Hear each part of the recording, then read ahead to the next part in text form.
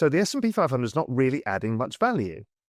Well, when you look at the Euro stocks and other markets, which are priced in their local currencies, you put them in dollars, they look similar. All the markets look very similar once you adjust for debasement. So that was interesting to me. Gold, complete almost flat line, really, versus debasement, as it should be, right? That's gold's job, it's to be the stable currency. And once we looked at the world through this lens of the debasement of fiat currency, which again is still contentious, becoming less so nowadays, but it was really contentious when we started it, we realized there's actually only two assets that outperform this. One is tech stocks, and the other is crypto. And so that completely changed how I allocated and how I understood tech stocks. I was a macro guy. I hated tech stocks. They're always too expensive. You're always a value guy. And I realized none of that made sense in this market.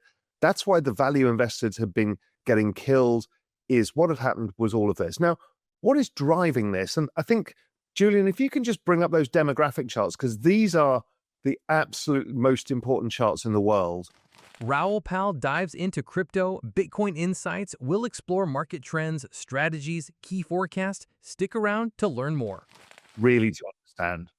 GDP growth is driven by this magic formula, which is debt growth plus population growth plus productivity growth. That's how you drive trend rate of GDP.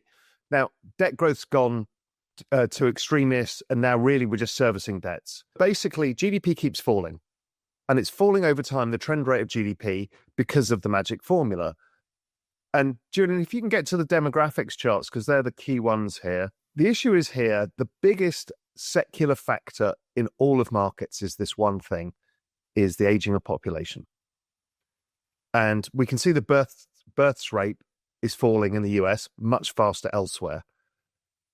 So that obviously is a function, the labor force participation rate, the size of the workforce, is a function of births, deaths, or the number of people being born, whatever, right?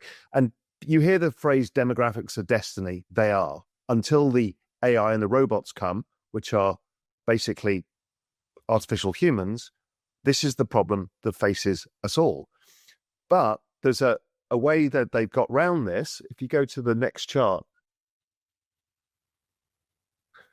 is they've increased government debt to offset the declining growth from the population.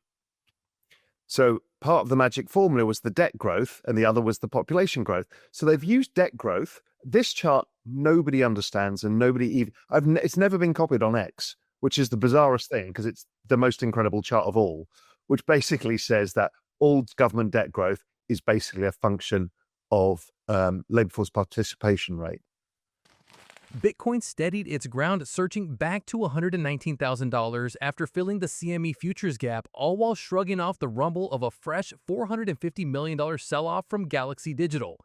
Despite a fleeting slide toward $117,000 during U.S. trading hours, buyers swooped in and reclaimed key resistance, signaling that nerves over incumbent OG Bitcoin sales have largely eased.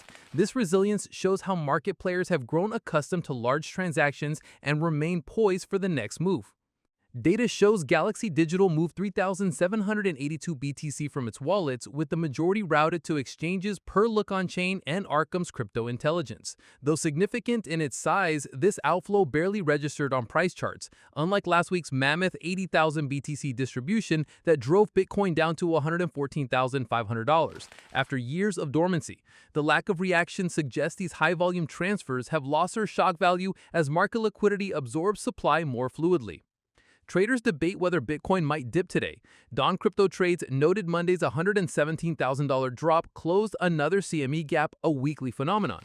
Material indicators cautioned that volatility around the monthly close and a test of the 21-day moving average near $117,480 could spark a flash sale. Veteran trader Roman spots bearish divergences, eyeing either a pullback to $108,000 or consolidation between $115,000 and $119,000 before the next leg. Now, what's interesting is then, okay, so the debts keep going up. We know the forward look of where the labor force participation rate is going to go, and how it's being funded is liquidity. And this is Fed net liquidity. you're probably better to use US total liquidity, because that includes the private sector, because they're now using the banking sector. So what they're doing basically is debasing currency to pay for the debt.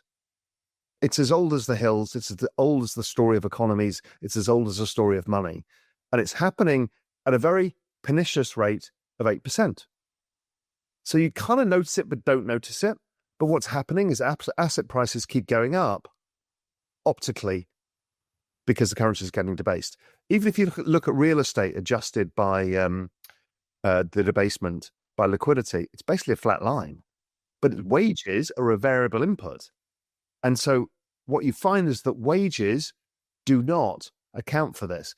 It's also the same factor that is driving PE ratios that drives everybody nuts. Why are PE ratios going up over time? Because the P goes up because of debasement. The E is a variable and doesn't. So it always goes up in line with debasement. And we've shown that over time too. So this is the really big picture of what we look at. It allowed us to understand there's only two assets to own. And then we got to a further realization, which is, okay, if 97% of all of NASDAQ's price action is driven by debasement. It's the strongest factor we've ever had in any macro regime in history. Okay, great. That makes macro super easy. For crypto, it's 90%. So we've basically got a factor that's so powerful that nothing else matters. Brilliant. Ether's price eased about 4% this week, dipping from $3,940 to $3,852 as broader markets corrected at the weekly open. Global import tariff talks and a looming China deadline on August 12th haven't phased ETH bulls. Futures and options data show traders haven't turned defensive and seem primed for a rally to $5,000. The 3-month futures annualized premium has climbed to 8%, its strongest level in nearly 5 months, even after Ether surged over 55% in the past 3 weeks. In neutral markets, this premium typically ranges between 5 and 10%, suggesting there's still room for leverage bulls to pile in once price breaks $4,000. Meanwhile, the 30-day options delta skew sits at a remarkably balanced and optimistic level, showing that professional traders and market makers aren't bracing for a sudden downturn. After Ether reached a 7-month high last week, its ability to hold steady without a spike in put buying signals sustained confidence among large players. Spot Ether ETF inflows totaled $4.23 billion since mid-July, lifting U.S.-listed Ether funds to $17.24 billion in assets. Corporate adoption boosts the bullish case. Over 40 firms hold at least 1,000 ETH, while industry leaders collectively control $8.84 billion worth of the token. With institutional demand running hot, a breakout to $5,000 seems increasingly possible. If you have been watching so far, thank you so much for watching, and do not forget to subscribe to Bitcoinzilla for daily news, all for free. That's all for today's video. Until next time.